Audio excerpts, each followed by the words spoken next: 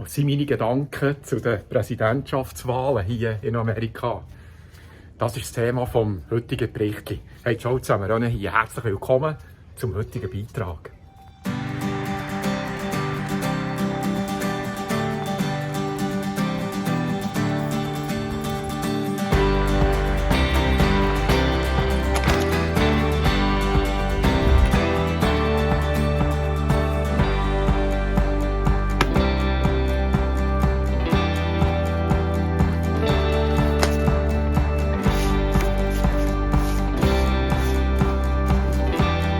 Bei meinem Besuch in der Schweiz ist mir aufgefallen, wie viel eine Märchen-Auffassung über die Personen im US-Wahlkampf haben.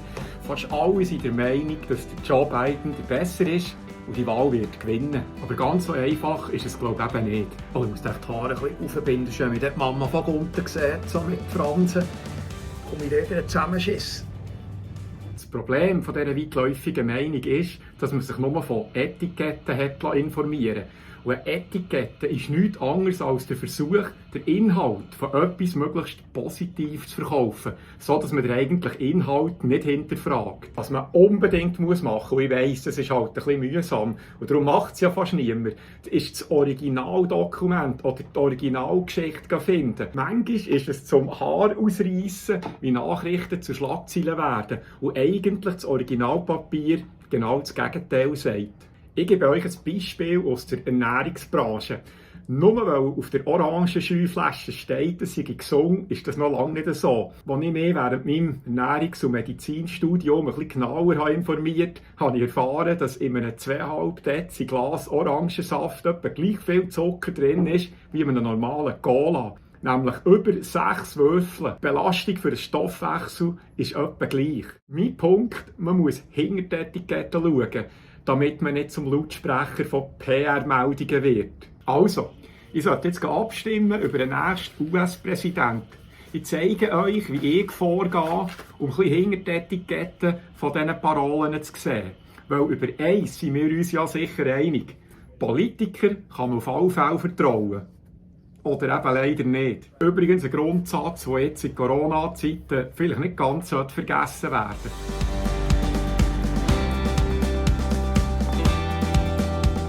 Wer steht eigentlich zur Auswahl? Zurzeit haben sich 1224 Personen zur Wahl aufgestellt. In Kalifornien sind 6 Kandidaten auf dem offiziellen Wahlzettel. Ich weiss nicht, sieht man sich? 1, 2, 3, 4, 5, 6.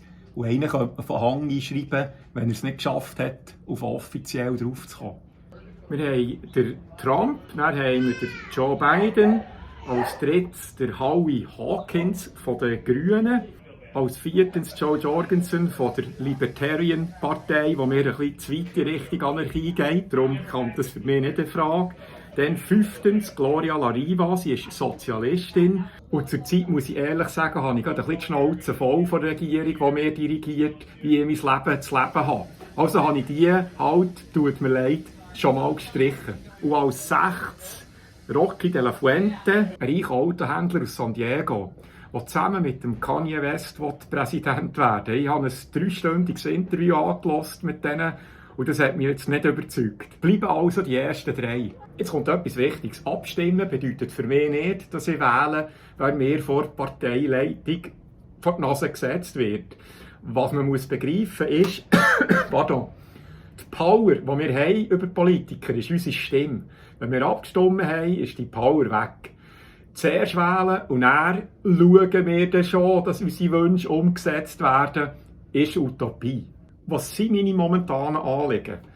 Krieg, Umweltverschmutzung, machen das geht anders.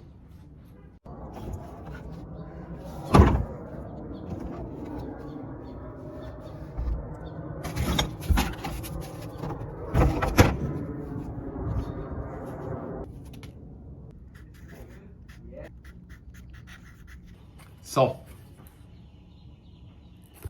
Der Trump hat bis jetzt als erster seit manchem Präsident noch keinen einzigen bewaffneten Konflikt angezettelt. Beim Biden können wir zurückschauen. Unter dem Obama hat er 7 bewaffnete Konflikte gestartet. Und beim Hawkins wissen wir, dass er gegen Militäreinsätze ist. Also, bei den Militärausgaben wissen wir, dass der Trump gerade am Anfang von seiner Amtszeit die Ausgaben drastisch erhöht hat. Beim Biden weiss man von seinen Statements, dass er sie erhöhen will. Und nur der Hawkins hat öffentlich gesagt, dass er die Ausgaben bis um 75% kürzen will.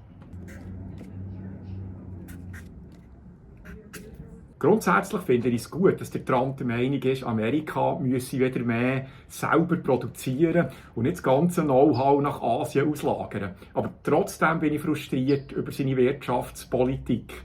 Er hat letzten Frühling $2 Billionen an die Wall Street verschenkt, während man damit rechnet, dass im 2021 wegen der Lockdowns gegen 27 Millionen Familien ihre Wohnung werden verlieren. Trump sagt immer, wie gut sich die Wirtschaft wieder erholt hat, weil die Aktienkurse wieder höher sind als vor der Krise im Frühling.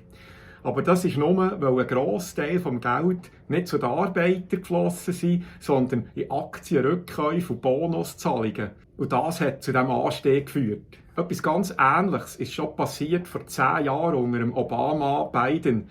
Dann im 2008/9 während dem Lehman Brothers Kollaps. Da rechne ich also überhaupt nicht mit einem besseren Plan. Und zum Hawkins, ich denke, er hat recht, wenn er die jetzige oligarchische Struktur zerschlagen will. In Sachen Umweltverschmutzung, ich bin ganz klar der Meinung, dass Klimaerwärmung und die Umweltverschmutzung ein Riesenproblem ist. Aber ich bin seit dem Doc-Film Planet of the Humans skeptisch geworden, ob der hauptverantwortlich CO2 ist. Aber da muss auch jeder selber ein bisschen auf die Suche nach den Infos hinter der Etikette. Trump ist für die Erhöhung von Öl- und Gasproduktion inklusive Fracking. Oder die Aufhebung von Bohrverboten in der Küstennähe und in der Antarktis. Was mich an beiden seinem Green New Deal stört, ist, dass Trillionen von Dollar in Unternehmen fließen sollten, die dann die viel besseren Sachen entwickeln, als es jetzt gibt. Das tut mir irgendwie sehr nach denen Geld geben, die schon viel haben. Ich habe einfach das Gefühl, die Lösung für die Umwelt ist ganz simpel und einfach, mit weniger zufrieden sein. Und das Zeug, das wir schon haben, einfach viel länger brauchen oder zumindest noch einmal flicken, bevor wir es dann fortgehen. Der Hawkins geht mir ein bisschen zu weit mit seinen Forderungen. Sein Plan nach sozialistisch-internationaler Kooperation ist mir, wie schon vorher erwähnt, im Moment gerade ein bisschen zu sozialistisch. Man sollte die Wirtschaft einfach genauso zur Verantwortung ziehen wie Privatpersonen. Genauso wie ich einen Buss bekomme, wenn ich den Pupi von meinem Hund nicht zusammenlese.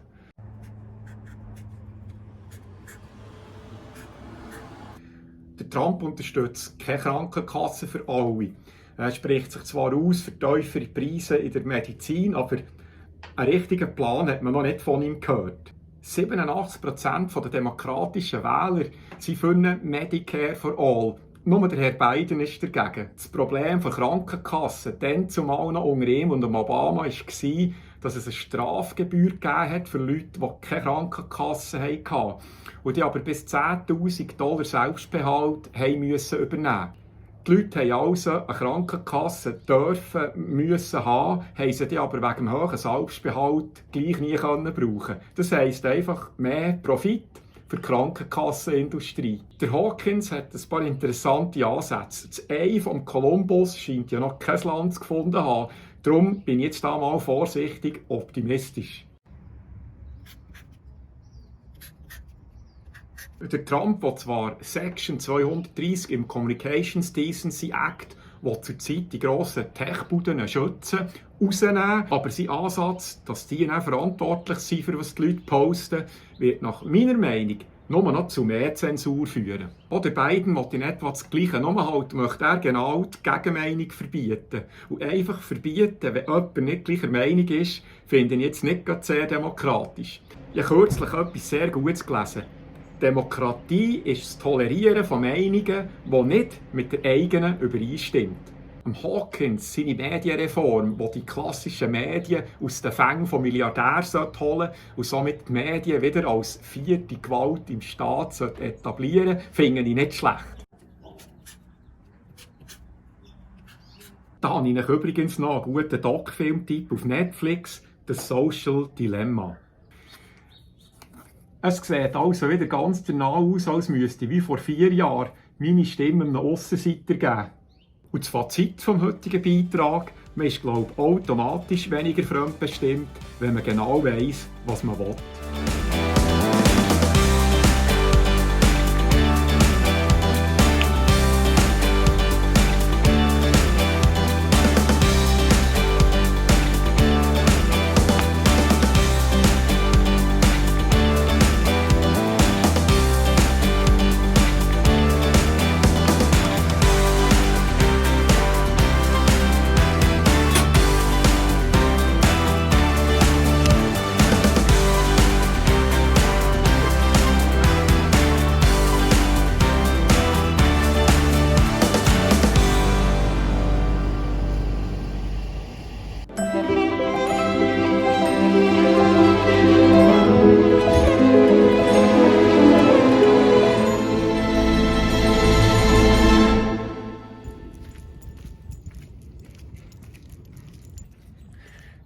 Jimmy Dore braucht in seiner Präsidentschaftswahlanalyse übrigens deutlich weniger Worte als ich.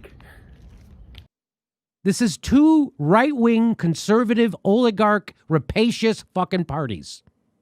You have no choice. You vote for Joe Biden, he's going to punch you with his left hand. You vote for Donald Trump, he's going to punch you with his right hand.